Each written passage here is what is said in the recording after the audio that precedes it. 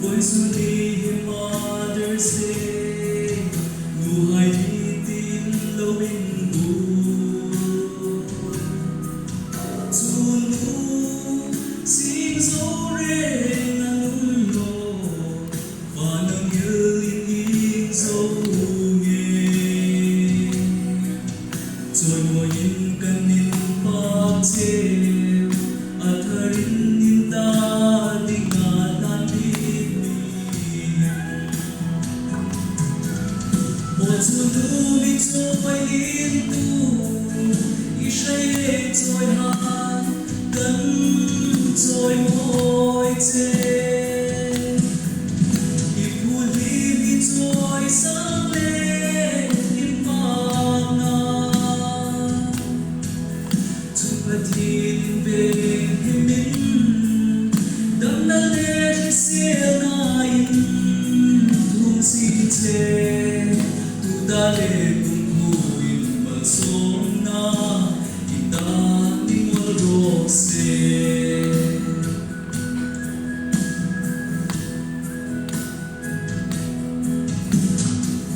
Xuân u chắc hai trái đêm thêm dịu du ba Chúa xin rê. In xuân xin lê in rê vô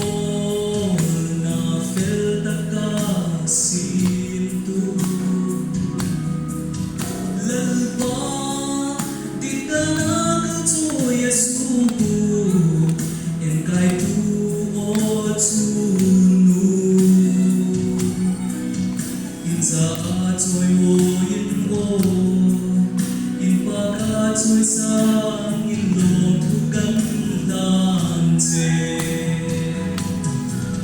Một chuột nu bị trôi liên tu, ý say lên trôi hát, cân trôi môi chê. Ý phù liên đi trôi sáng lên in bạc ngàn. Về hiểm minh, đâm nâng lên xe ngài thu xin chê. Tu ta lệ cùng phiêu nghìn mà sống na, ít ta đi mua đồ xe.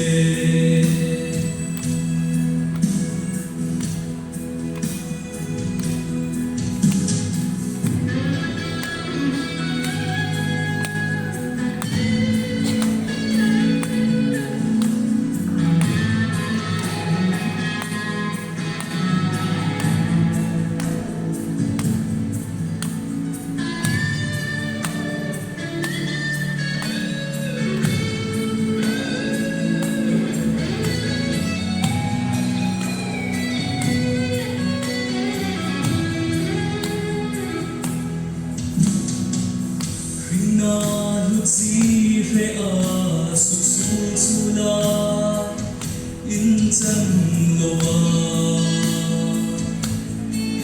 nào chúng ta trôi in tu ô chùn tu cần bạc chê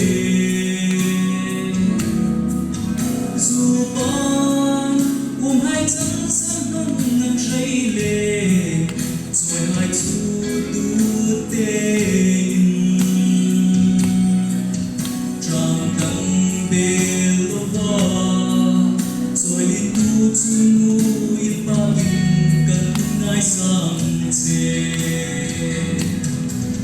Một chuột nu bị trôi liên tu, ý say lên trôi hát, cân trôi môi chê.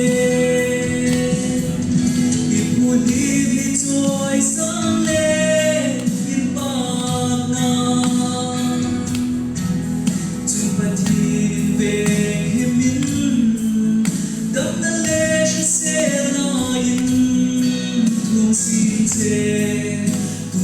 lệ cùng thu nhìn mà sống ta